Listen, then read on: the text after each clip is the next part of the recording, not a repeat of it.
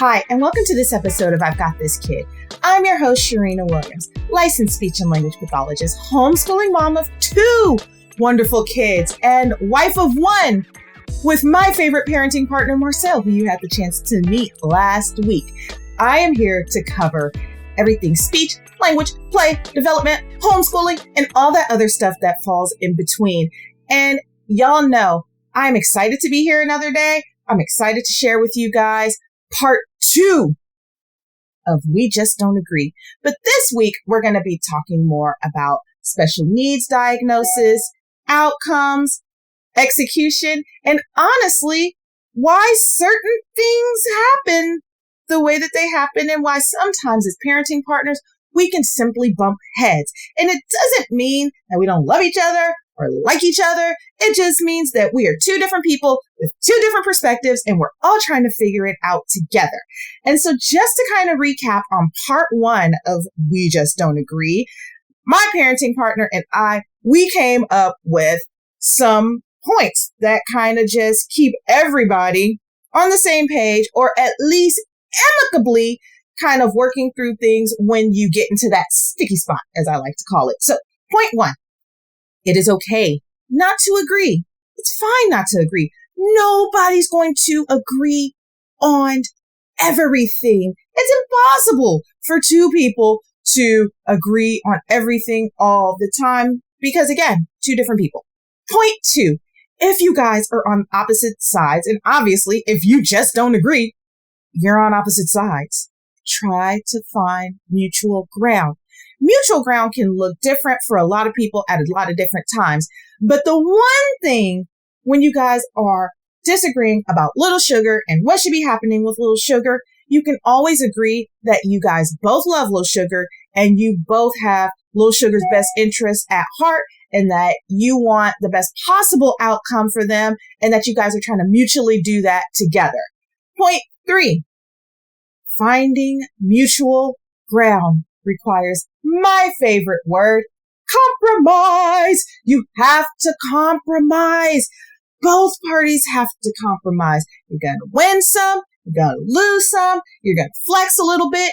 This is not Burger King. Nobody gets to always have it exactly their way, especially in these situations, because then that creates other problems. And we want to kind of keep away from that. So compromise is key.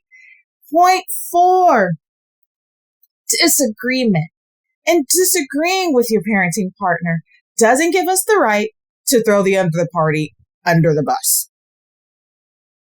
Why? Well, because we're not trying to throw low blows. We're just trying to get on the same page. And so we don't want to throw anybody under the bus unless there's a safety thing going on. Like if there's a safety issue or a safety hazard, please then throw your parenting partner under the bus and go and seek out the proper authorities that you need to seek out to make sure that all is well. And point 5, at the end of the day, try to resolve this together. And the reason why you want to try to resolve it together is because you don't want one parenting partner kind of bowing out and being like, you know what, you just deal with it. You do it. I don't want to deal with it. It's all you. You're better at it than I am. And I just don't want to deal with whatever decision needs to be made. Or if we don't agree on this thing, then you just do it your way and you have it your way. And I don't want anything to do with it and kind of go ostrich on the other person. Don't do that.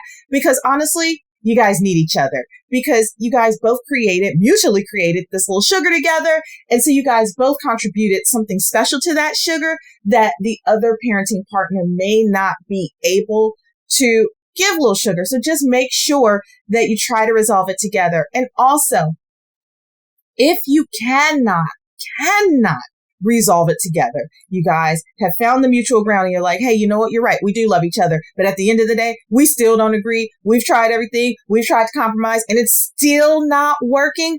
That's okay. That's okay. Get outside help. Get outside help. Third set of eyes, not mama and them. Not, friends in them. They don't count.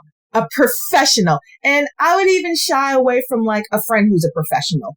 And if it's one of the person's friends, somebody who is completely unobjective. somebody who doesn't have any kind of like weight on any side, just to make sure that both of you guys are being heard and perspective can be brought to the table to make sure that you guys get on the same page. So that's our points. And so when we're thinking about why we don't agree, when we're thinking about why things kind of fall apart, it's obvious in a lot of cases with sugars who are typically developing. Like a lot of times it may have to do with child rearing practices or behaviors or TV time or play time or types of schools or different things like that, stuff we want to expose them to. But for my world changers out there who have neurodivergent sugars, then it's a little bit different. Those same factors are definitely on the table, but there's a little bit of an added layer. And that's when milestones aren't necessarily being met. And maybe it is evaluation time, or maybe it is treatment time, or maybe it is, we've got all this information now and how do we want to carry it out? So for my world changers out there who have sugars who are neurodivergent or who have special needs or who have these gaps in development, there is definitely an added layer on top of everything else to where you two as parenting partners have to figure things out. And this is when, to me, it becomes crucial to partner together because one, you're getting a lot of information from a lot of professionals. Two, you guys are coming to the conclusion and coming into the reality that things might be a little different in some ways and probably completely normal in a lot of other ways. But there's going to be some variation in how your parenting experience is. And so it's extremely important during that time to get, closer together to make sure that you guys have that safe space to communicate your feelings, to communicate your thoughts, to be intimate with each other in a way to where you can kind of divulge with each other and give these feelings out. And so this episode is going to focus on my world changers out there who have neurodivergent sugars that I love coaching and working with and really getting you world changers on the same page and making sure that one, you understand what's going on. Two, you understand how to continue to connect as a family. And three, how to look into the future and advocate not only for your needs, but also for Sugar's needs to make sure that everybody is good to go. So world changers might not disagree for many different reasons. And one of the reasons, especially when it comes to the evaluation side, the initial evaluation, or even before you get to that point of when you're in the pediatrician's office and they're asking you the questions and you're like, oh, Sugar's not doing that. Sugar's not doing that. Sugar's not doing that. Or maybe you have some background knowledge and you're kind of watching Sugar at home and you're like, hey, hun, I noticed little Sugar is doing this. Or, older sister and older brother was doing that, but I noticed with this Sugar, they're not quite doing this stuff. You kind of notice that. And one world changer might be like, yeah, I see this going on. The other might be like, no, that's completely normal. Like, they're fine. They're a kid. They're a baby. It's okay. Right? And so coming to that conclusion equally at the same time, it doesn't always happen that way. It just doesn't. Because again, two different people who are coming to the same conclusion, but it's going to take different times because we think differently. We process differently. We observe differently. We observe with different eyes. And that's why I try to encourage you guys, don't throw in the towel if, one parenting partner seems better at it than the other, because again, two different perspectives definitely brings a more global or a more whole, realistic view of what's actually going on. And there's some information that can be learned on both parts. And so one world changer might feel like, hey, let's wait and see. The other might be like, I don't want to wait and see. I want to know right now because I want to be prepared, or I've been listening to Cherina's podcast, or I have experience here, or, they're able to give that insight. But there's also the feeling that comes into that where if one parent or one world changer is saying, hey, I see this, and the other one is not quite there yet, then it creates also you're saying something's wrong with my child, which also in some cases feels like you're saying something's wrong personally with me, or you're saying something's wrong with what I'm doing, or there's nothing wrong with this child. Everything is fine. They just kind of move at their own pace. And in some cases that is true, but in many cases it is not. And so it almost makes one world changer feel like and seem like the bad guy because they're trying to like play lawyer and defend and like convince this one parent that, hey, this is going on. And the other one is like, no, I object. This is not happening. This is not a real thing. And so it can definitely cause strife within the home when both world changers aren't seeing the same thing, or one is trying to convince the other, which again, why to me, it's always great to have an outsider kind of come in and give their perspective after listening to you guys and your reportings and observing, and then doing some testing and some, one-on-one hands-on things, because we don't want the world changer to be in a position to where they feel like they're carrying this on their own and the other world changer is just completely rejecting it because they want to wait and see. One world changer may believe the sugar is too young. That could be another reason why, again, a world changer might feel like there's nothing going on here. If they're a toddler, then we don't expect them to have too many words, or it's completely normal for them to have the behaviors they're having. It's completely normal for them to cry instead of use their words when communicating with me. It's completely normal for them to pull me. And if you don't know what the milestones are, then of course it's going to seem normal because you're like, well, they're still a baby. Like they're just now kind of starting to walk around and talk, not knowing necessarily that first word should be around 12 months. And then we go from there, 10 words by 18 months, 50 words by 2 years. But if a world changer doesn't know that, then they're like, they're young, it's fine. And then if we throw, cultural differences in there, some cultures believe that when a child is a toddler between that 24 to 36 month age range, then we really shouldn't be focused on language anyway. They're still like babies. They're fine. They're going to be fine. They're going to catch up. It's going to be okay. And so that can definitely cause a little bit of strife and make two world changers feel like we don't agree with each other because one is saying, hey, let's go be proactive right now. And the other one is like, let's wait and see what happens by the time they go to school. Not necessarily knowing that it's honestly a little bit late if you have a nonverbal sugar or a sugar who's not following directions, or a sugar who doesn't participate and play the way that they're supposed to, or maybe there's some other red flag behaviors to where you say something to them, they respond back, but it doesn't necessarily make sense. So those are all things that can be happening that one world changer is like, well, they are talking, but the other one is saying, well, it doesn't quite make sense what they're saying. And then it kind of goes back to, but they're a baby. And you're like, no, they're not. They shouldn't be doing this. Again, outside help.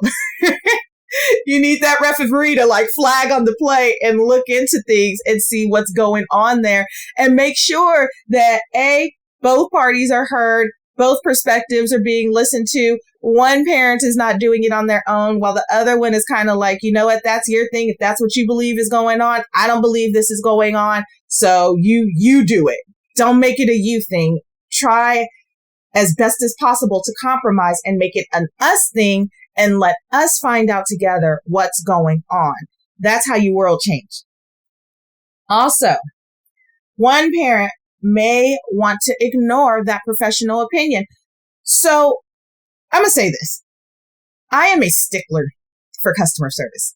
If I go into a store, especially now that things have kind of like opened back up, if I go somewhere and the customer service isn't great, or I ask a question and I don't necessarily get an answer, or the representative of the store is busy talking to other people or playing with their phones or doing other stuff that's completely unrelated to the job and helping the customers, then I am that person that will walk out. I'll just be like, you know what? Have a good day. Enjoy yourself. I'm just going to go somewhere else where I can get the help that I need, because you have made a horrible first impression, and I have not bought into the idea that what you are trying to sell to me is something that you even want to sell to me, which means you just want to exchange cash without any kind of like work going into that. And that's not how I like to work. So I don't like that, right?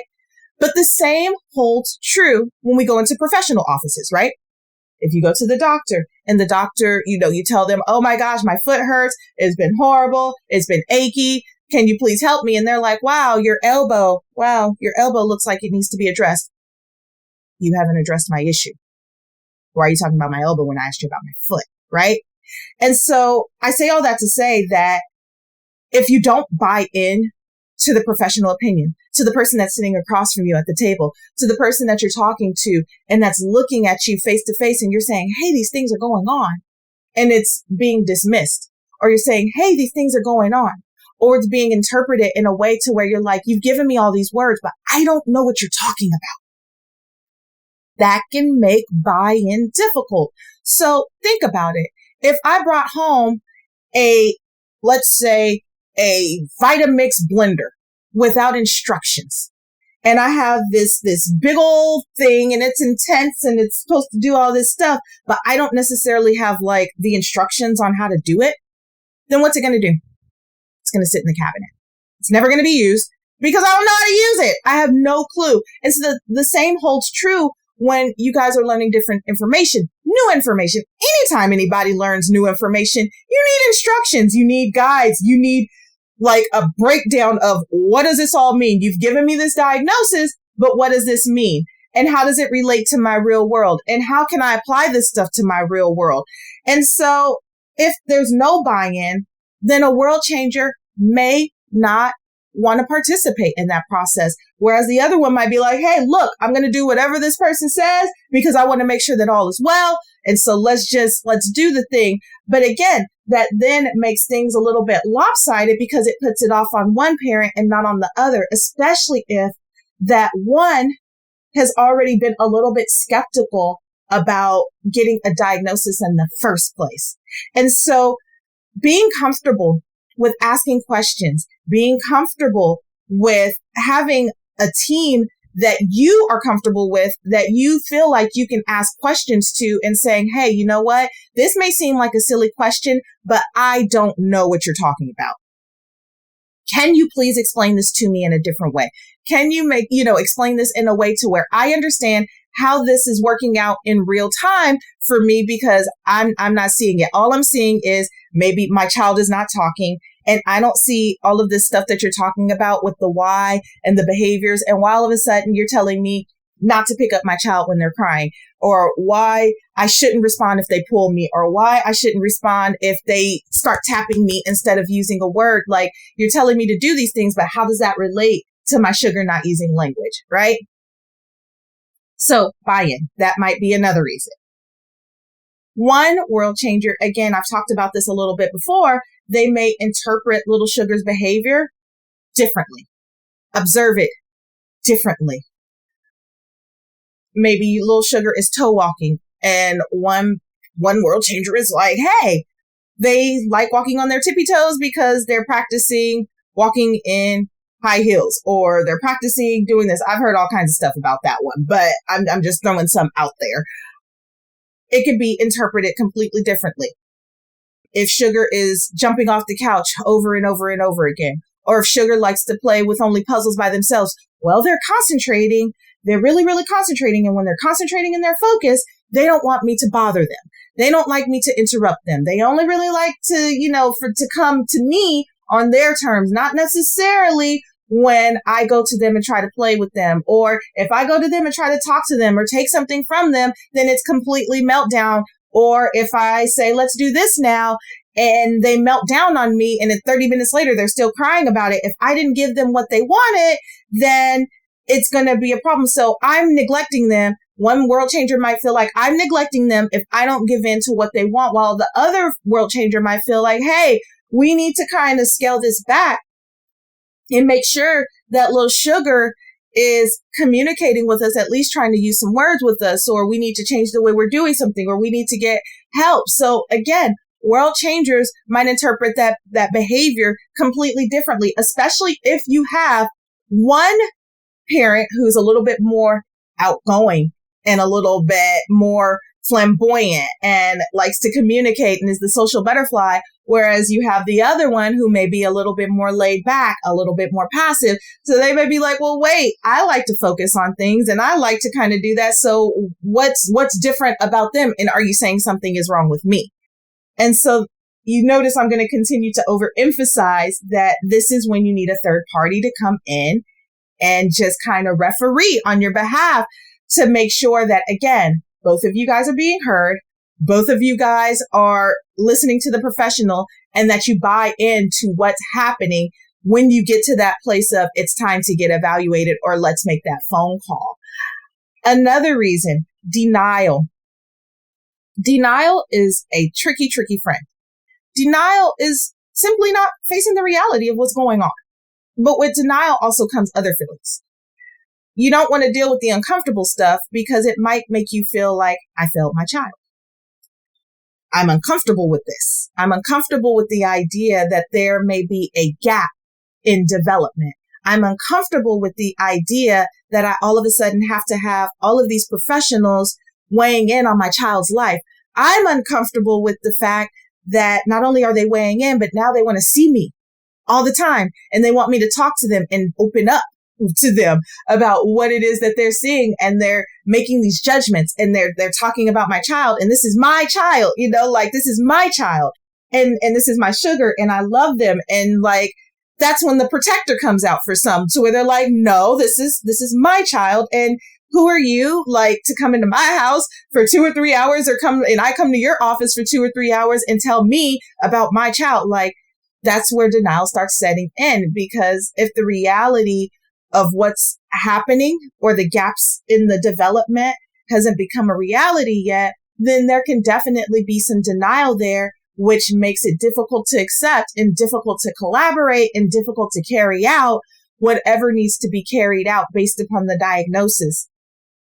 And so that's one of those things that no world changer can help another world changer, I guess, come to the reality of, come to grips with.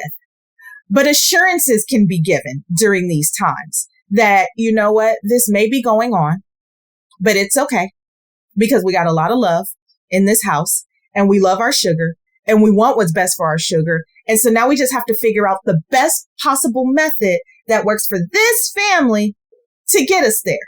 Because then that gets us out of, we're not agreeing, right? If we can agree on those very little things, then guess what? Everything else, we can work towards the bigger things. We can work towards whatever needs to be worked towards. But if we can at least agree on that and say, yes, this is uncomfortable. Yes, nobody likes it. Yes, nobody is excited about this, but we're going to do this anyway. And let's see if we go all in, what happens? What are the outcomes, right? Denial. Yes, it's no joke. And the final one, blaming the other world changer. World changers, I talk about this in my upcoming book. Watch Me, Connecting to Your Child Through Play. Because the blame game can destroy a lot of love. It can destroy a lot of like. It can destroy a household.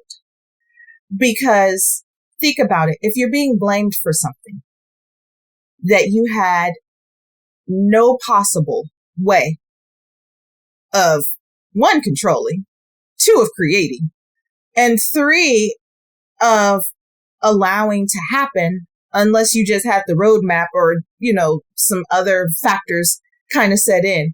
But just let's talk about in general. Gaps in development in so many cases are not in the world changer's hands. Now, learning the tools to help decrease the gaps, how that's carried out, that's a different story. But blaming one world changer and saying this diagnosis is because of you. This diagnosis is because of this. This diagnosis is because of, that's not necessarily true. And it's ineffective and it pulls you guys apart because honestly, if you're being accused all the time, then guess what? The defense goes up. The wall goes up. And then all of a sudden, normal conversation isn't even normal conversation because you're on guard. And that's no way to live, world changers. Again, it's okay to disagree, let's just not like hit below the belt. Let's make sure that we're playing this thing out fair and that we are seeing things eye to eye with each other and that we're seriously loving on each other and trying to build one another up and then build our sugar up. Because remember, it goes back to what we model is what they're going to do. And so if we're modeling like, disagreement and strife and negativity, then guess what little sugar is going to start doing and modeling? Strife, negativity, unaccountability, blaming people, blah, blah, blah, blah, blah. Like so many things come along with the blaming and the denial. So world changers, stay away from that as best as possible. And honestly, if you've been in that space, just be comfortable with the idea. Take a little step back and be like, I'm not doing this anymore. You know what? I'm sorry, because I'm sorry goes a long way. I'm sorry. I was blaming you for stuff that I probably shouldn't have blamed you for. Little Sugar has this going on. It's not your fault. It's not my fault, but let's team up and do what we need to do. This is, I'm drawing a line in the sand. Will you forgive me? Can we do new? And I think that once we get to that place, really get to that place, oh my goodness, world changers, so much changes. Reason 2. Reason 1, remember, before the evaluation or at the evaluation. Those are the reasons. Sometimes us world changers don't agree. Reason 2, diagnosis. So now we've gotten the evaluation done. The professional has given us the whole layout as to what's going on. This is what's happening with sugar. This is what they're great at. This is the areas that we need to work on. This is the game plan. Let's go. First reason 2, world changers may not agree. Going back to that professional opinion, may not be trusted.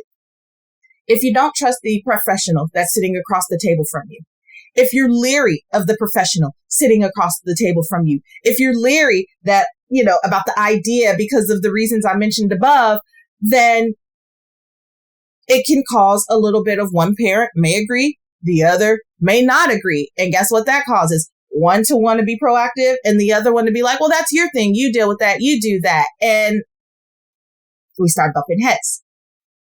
So in cases like this, where the professional opinion is not quite trusted, that's when I want you, world changer, to be clear about the things that you're not comfortable with and bring it to the professional. I either want to know more information, or I felt like you were accusing, or I felt like this, whatever it was, right? Because at the end of the day, you have to live with sugar. You have to be with sugar. And so I don't want you to get so frustrated with the professional that it hinders you and blocks you from being able to get the tools that you need to be proactive on sugar's behalf and help them out. Because guess what? At the end of the day, guess who's the biggest advocate? You. Guess who's going to work with sugar all the time? You. Guess who has the most opportunity? You. And so while the professional could give you a blueprint, you have the ability to carry out and learn as much as you can to carry out what you need to carry out to help little sugar. So make sure not to get so passionate about the professional that it stops you from being able to work with your sugar. Another reason after the diagnosis, the game plans, the goals may not be inclusive. If the goals are not inclusive, and what I mean by inclusive is that you're being left out. Little Sugar comes through the door, the clinic door, and the clinician takes Little Sugar and they shut the door and you find out at the last 5 minutes what's going on. That might be a little bit of a reason for you and your parenting partner to not quite be on the same page, because if you don't know what's going on behind closed doors and the clinician is just telling you, oh, we worked on following 2-step instructions. Well, what does that look like? We worked on building up vocabulary. Great. How do I do it? Right? And so if your homework is to work on those things, but you have, again, no map on like, how do I do that? If I knew how to do that, then wouldn't I have been doing it all long? Right? Yes, no? Yes, no? Okay. Well, okay. So if the game plan is not inclusive, then that is definitely a reason that you might be like, hey, I don't want to deal with this. And the other world changer may be like, hey, we need to do this. Even if I have no clue what I'm doing, we still need to do this. But just make sure, again, that's when you and your parenting partner get on the same page and go talk to the professional and figure out what needs to be done. Reason 3, the game plan may not address your personal needs, your family needs. Go to clinic, Sugar does great in clinic. They do everything that the professional says, the speech therapist tells them to do. They do it. They're on point. They're participating. They're doing great. As soon as they hit the other side of the door, it's back to it's like 51st dates. It's the same behavior over and over again. Like they're doing the same stuff. And you're like, I just sat there for an hour and I watched you do this. And then as soon as I go out, I still don't know how to get you in the car seat without falling out on me. I still don't know how to get you to stop pulling me instead of using words with me. But I just saw you do it. But this is not working in real time, right? And so you can easily be like, well, speech therapy is going good. Well, then I'm going to throw at you, well, how's it going for you at home? As soon as I get the shifty eye, I'm like, oh, you don't know what to do. Let me help you with that. And so you want to make sure that the needs, the goals are addressing your needs, because guess what? After a while, you're going to check out. You're absolutely going to check out. And that's not helpful. We don't need you checking out. We need you staying engaged and checked in so you can work with sugar when sugar is not with the professional. So as much as possible, try to make sure that if goals are being worked on in clinic, that you're asking the important question of how do I take this and use it at home? And how is this going to address what I'm experiencing in these very sticky moments where I can't get sugar to communicate with me, to follow my directions, to stop throwing toys, to do X, Y, Z. How can you help me with that in real time? And there's nothing wrong with saying that, but just make sure that one of the parenting partners don't check out while the other one stays checked in, because guess what? We're not going to agree that you're staying super engaged. And on the other hand, you're just completely off somewhere else and being like, you know what? That's sugar's thing. That's mom's thing. That's dad's thing. I'm not doing that anymore. Reason number 4, the expectations, the hopes and the dreams can be shattered after a diagnosis. And diagnosis it's a tricky business. Diagnosis is a tricky business. I try to remain extremely sensitive about diagnosis and what that means. World changers, I want you guys to know, just because sugar has a diagnosis doesn't mean that that's like a life sentence, that life isn't going to happen. Every day that we wake up, life is happening. Every day that we get to open our eyes and take that first breath of air in and engage with the world around us, life is happening. And there's always something that we can be working on. There's always something that we can be aspiring to. There's always something, like if you're not aspiring to anything, then you're probably pretty stagnant anyway. Everybody has something that they should be working on. A diagnosis or a gap in milestones doesn't mean that sugar is not going to have a fulfilling life. That's like saying you failed trigonometry. Good luck with the rest of your life. So my life is a failure because I'm not good at one thing? Well, no, it doesn't work like that. So world changers, I challenge you with that mindset, even as bleak, if the diagnosis is extremely bleak, there's always something that we can find. Don't feel like just because there is a diagnosis that life is suddenly over, because life isn't over for you when you came up to an obstacle, just like life isn't over for them when they have obstacles. What do? We push, we grit ourselves up, we persevere, we buckle down, we find a roadmap and figure out how we get to where we need to be. Same with sugar.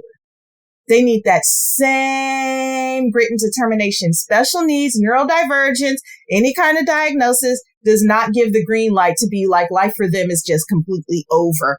Even if you're going to be a lifelong parent, there is always something that you can be working on or aspiring to do with little sugar. And even if it takes a little bit longer, don't ever give up. Keep pushing ahead. Reason 5. This is a big one. Fixing it mentality versus collaboration. Or kind of like what I mentioned earlier, there may be some difficulties with the professional collaborating with you and helping you through the process. That can definitely bring forth reasons for 2 world changers to disagree. If one world changer perceives a diagnosis whether it's a language delay, understanding of language, a speech sound disorder, whether it's autism, whether it's Asperger's, whether it's ADHD, I don't care what it is, stuttering, whatever it is. Fixing it mentality is dangerous. Collaboration usually gets the job done. Fixing it, especially when we're dealing with autism, ADHD, Asperger's, and feeling like we have to fix this child to be normal. What's normal?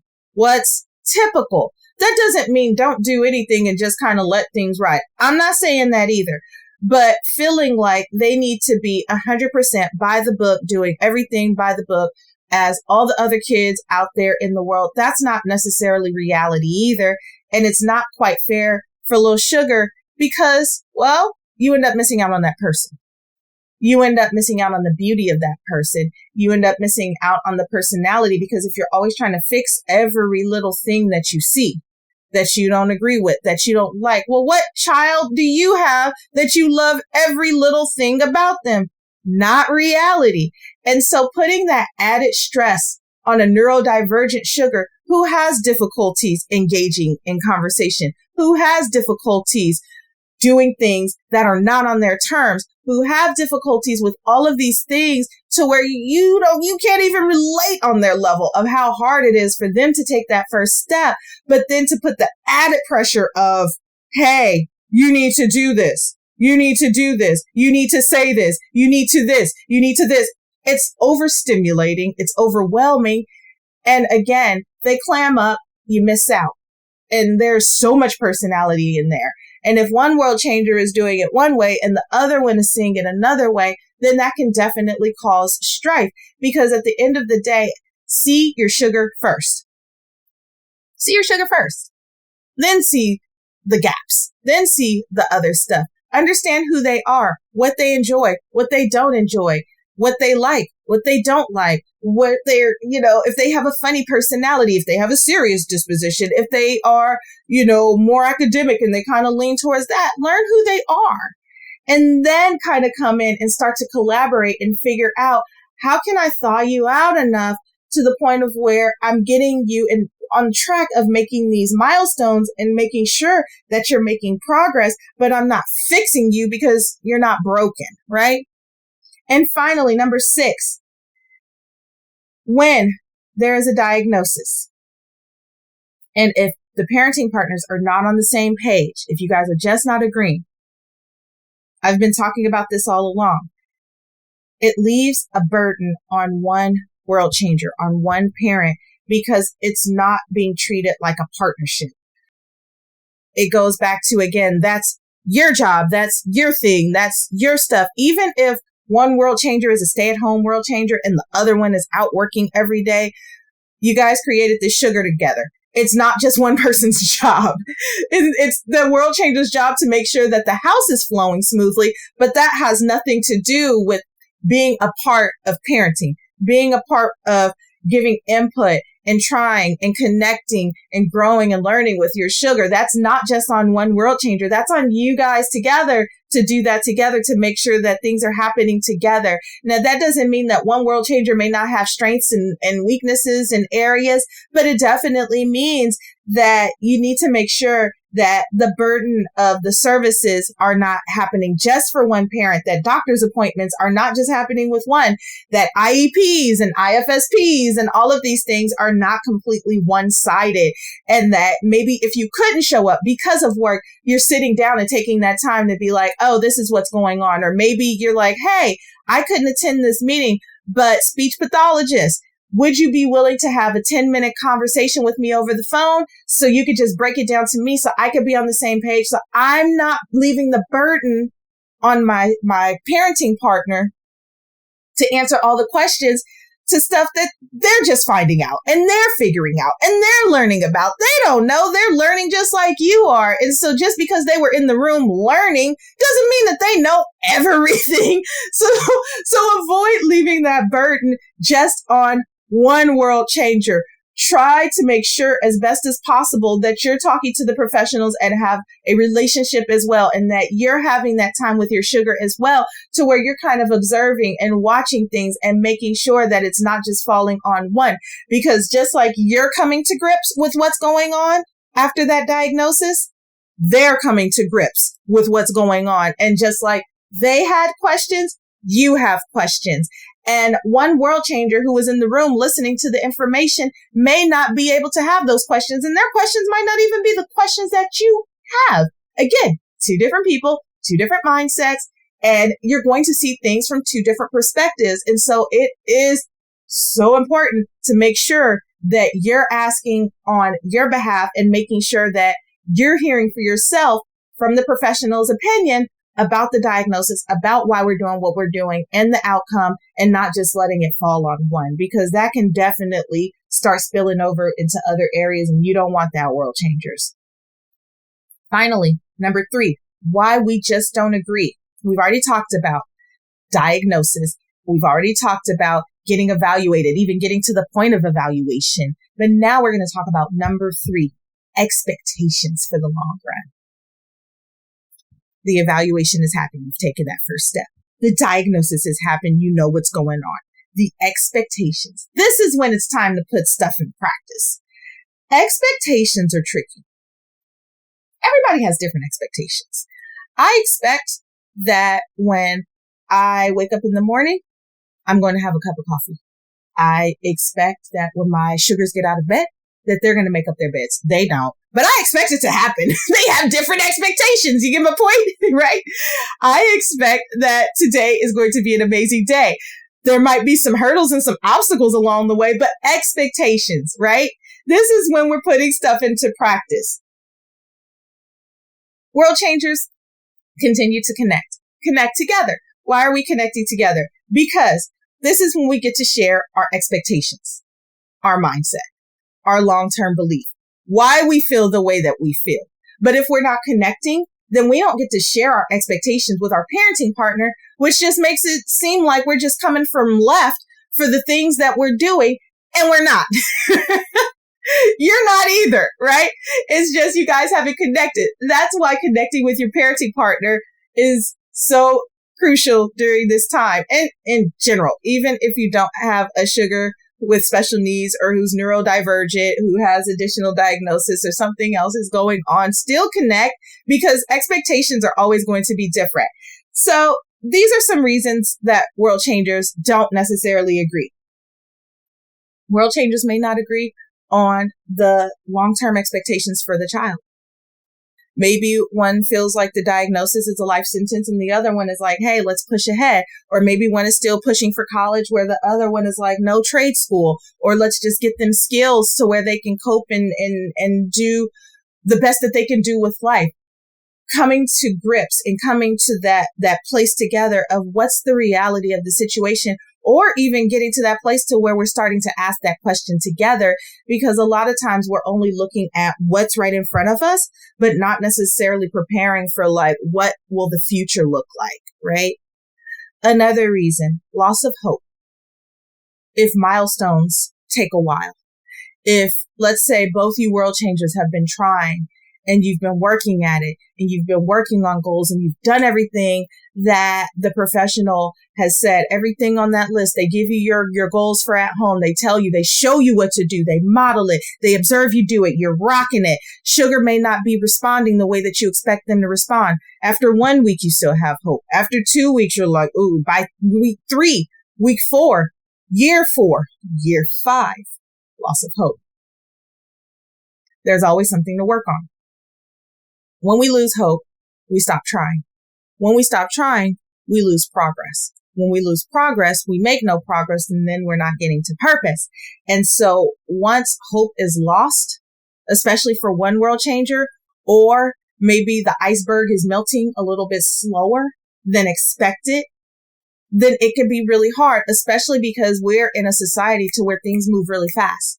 And we're looking for instant results. And we're looking for, well, if I did this and I did this and I did this and I did it enough, then this should be happening. But the outcomes are still not there. then you can definitely get a little bit discouraged. And it's okay to be discouraged. Just don't stop trying. And it's okay to come to the table with the clinician and say, hey, this isn't working. Help me because I'm getting discouraged. I'm getting frustrated. I'm getting whatever I'm getting because it's not working. Is it something that I'm doing? Do I need to do something differently? Is this something that I need to expect from sugar? What should I be expecting? What is reality? Why is it they aren't doing what I think they should be doing? Is it even realistic what I think they should be doing? Or is it something that just needs to be tweaked a little bit to help along the way? What can I do? Asking those questions is a game changer, and it keeps you in the game. It keeps you motivated. It keeps you going, and it keeps you trying. And it keeps you guys as a family communicating together about, I tried this. How did it work for you? Well, I tried this and it worked for me like this, because you guys with the same goal are going to approach it completely differently because you have different personalities. So I expect you to. And so that's when you bring your own flavor to the mix and you make beautiful things happen. So continuing to talk, and again, having that relationship with not only your parenting partner, but also the professional who's giving you guys the map on what things look like. And you're adding your input. You're adding your own seasoning to it and saying, hey, this is what I need it to look like for my family. And through that, you continue to keep momentum going. And I can honestly say this too. Let's say you've been going at it and you've been going to all of your therapy sessions and you've been doing everything that you're supposed to be doing, but you have burnt out. Take a break. It is okay to take a break. It is okay for life not to be goal driven.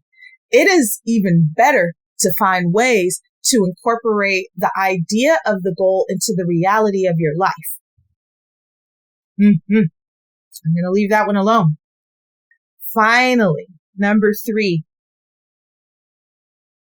This goes back to game plan. The game plan may not meet your needs. So let's say that we've got these goals. We've been working at these goals. And in clinic, I see my sugar performing like a rock star. But outside of clinic, it is not applying the way that I think it should apply.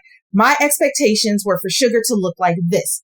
My world changer, my other parenting partner, their expectations were for things to look like that. It looks nothing like that. It looks like something completely different than that. And I don't know why it looks completely different than what I expected it to look like.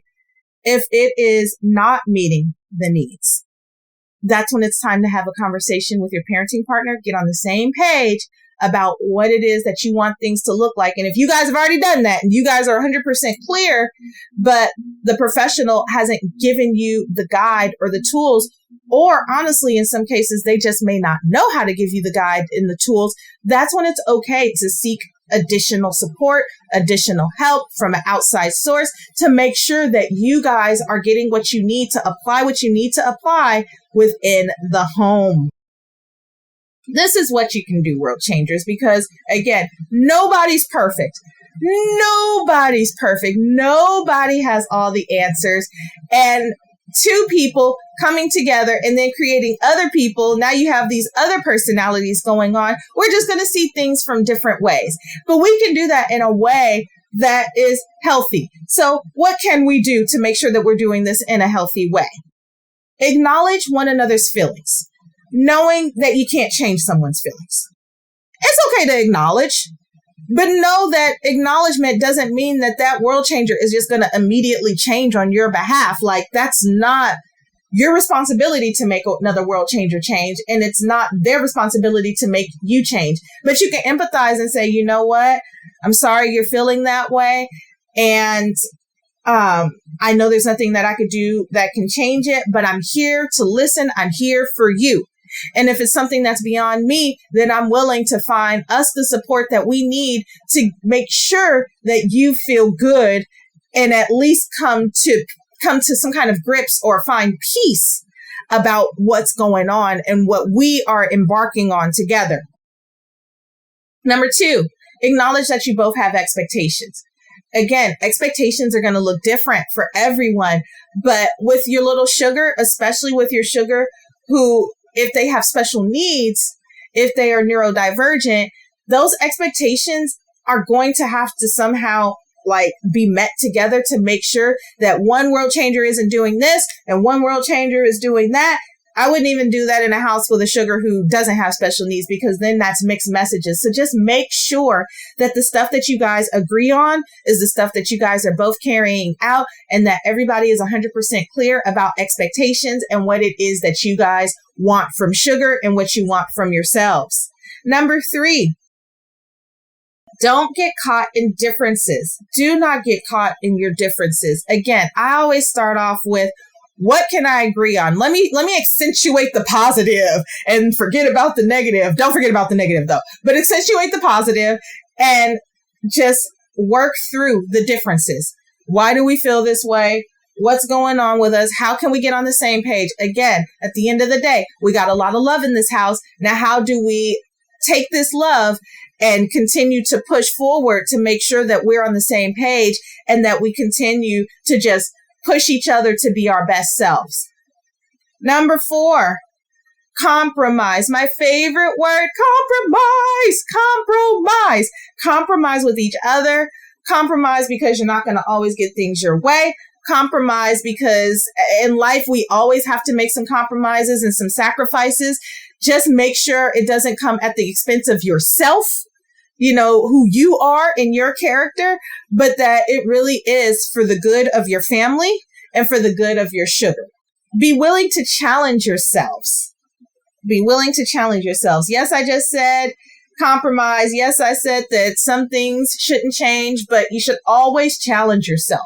And just because things are difficult, it doesn't give you a pass to be like, I don't want to deal with it. Like, welcome to life. Things are going to be difficult sometimes. New stuff is always difficult. Anytime it's new, it's hard, right? Tell me the new thing that was just easy. Like, most new things are hard. And so be okay with challenging yourself. Be okay with growing and changing. Be willing to adapt to different situations. And again, if you're not growing and you're not changing, then you're just existing. And that's not fun, world changers. You guys got stuff to do out there. Be willing to accept sugar for who they are. And again, see the person first, then the challenges, and then you can build upon their strengths. Because if you know what sugar is good at, if you really know what sugar is good at, then it makes it a little bit easier to kind of like bridge the gap and build upon the areas that they're struggling in. That's what we do with our weaknesses. We find the stuff that we're good at and we build on that. So do the same for sugar. See them, then the challenges and the diagnosis and all of the other stuff that they need additional support in. Be willing to fight for your family. I can't emphasize that enough. Like, you have one family. You have one time, one day for your sugar to be the age that they are, for you to be a parent between birth to 18 before they get to, in most cases, make decisions for themselves. Be willing to fight for your family. Be willing to fight for your peace. Be willing to fight for your love. Be willing to fight for your sugar to make sure that they're getting the best opportunities in this world to be the best them that they can be. And that just includes sometimes taking that special time and getting on the same page with your parenting partner and with your sugars, and taking out that time to be just with your parenting partner and to be just with your sugars to make sure that you guys are staying strong together. Be patient with your parenting partner. Be patient with them. If they are a little bit more strong-willed, they're having a little bit more difficulty coming around, be patient with them and be patient with yourself, because we all need grace. Shoot, 5 minutes from now, I'll probably need some grace for something 20 minutes from now, but show grace when it's needed. Show lots and lots of grace, because we all need it. And just make sure that you're showing yourself grace as well. Be nice to yourself, because nobody's perfect and nobody has all the answers, and be okay with the failure. Like, if you tried something and it was an epic failure and you know that it was an epic failure, be willing to pick the thing back up, try all over again. It's going to be okay. If you're feeling attacked by your parenting partner, don't take it personal. Don't take it personal. Again, this is new information. Especially if you're at the initial diagnosis phase, or if you're in a place to where you've been the primary one taking sugar to all the appointments and the expectation is for you to have all the answers, You don't have all the answers. Don't feel attacked. Don't take it personal. And if you are feeling attacked, be willing to say, hey, it's not all in my control. I don't have all the answers. And honestly, when people are feeling attacked, people get defensive when other people hit soft spots, like uncomfortable areas. And so if you, world changer, are coming home and giving the information that secondhand that you learned from the professional, and your parenting partner is making it like it's something you said or something you did or it's something that is your fault, they're just feeling a little bit uncomfortable with it. It really has nothing to do with you. It has to do with you being the messenger, which is why I emphasize the importance of both world changers talking to the professional, even if they are unable to make it to appointments, like making sure to find that time. Send me an email, give me a call, do something. Let me ask my questions so I can hear it with my own ears, so I can read it with my own eyes, so I can understand for me, so I'm not putting it off on that other person and laying that burden of guilt on them, because that's not fair to them, and it's not fair to me, and it's not fair to my sugar. It's not fair to anybody. So let's stay away from that. If there are team difficulties, if there are difficulties with the people, the professionals, if there are, things that are happening that has to do with like how treatment is being carried out, the methods, maybe I don't understand why this is happening. Talk about why it makes you uncomfortable. Be willing to talk about why it makes you uncomfortable. Nobody's going to guess at what you're feeling. I don't care who it is. Nobody is that good. Like, not all the time. Like, maybe for some things, but not all the time, especially for new stuff. So just be vocal and voice your opinion in a way that's respectful to not only your parenting partner, but to the professional and to your sugar. Be vocal, but also in a way that is proactive and collaborative, to where, remember, we're trying to all push sugar to where they need to be. And we want to make sure that sugar is good to go. Remember, world changers, at the end of the day, you cannot change your parenting partner. It's impossible. You can't. And there was something about them that you kind of liked in the first place. So why change them? Just learn them. They're like your lifelong PhD project, to where you're just going to continue to grow and learn together.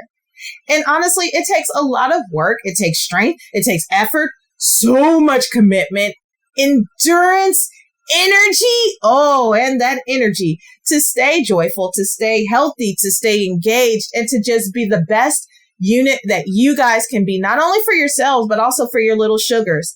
And remember, it's okay to disagree. There's nothing wrong with disagreeing, but in that disagreement, there's room for growth. Like, we can all grow, we can all connect, and we can all find ways to progress on not only our behalf, but everyone else's behalf around us. So world changers, I challenge you to work wherever you are with your parenting partner. And if you have been struggling and you're like, oh my gosh, this is so us, this is so our situation, that's okay. You now know better. So let's do better, right? You know better, do better. Don't worry about it. Grace, right? Show yourself some grace. Sorry goes a long way, and just get that thing together and get back on track. Get back on that bike. Try again. So I challenge you guys. I challenge you to just continue to grow together, because it's not only good for you, but it's good for sugar, and we're better together. There's no lies about that. So that's all I have for this week, you guys. Join me next week, where we will be talking about academia through play. This is an episode you don't want to miss. We're going to find out how we can play our way into learning. So play and learning go hand in hand.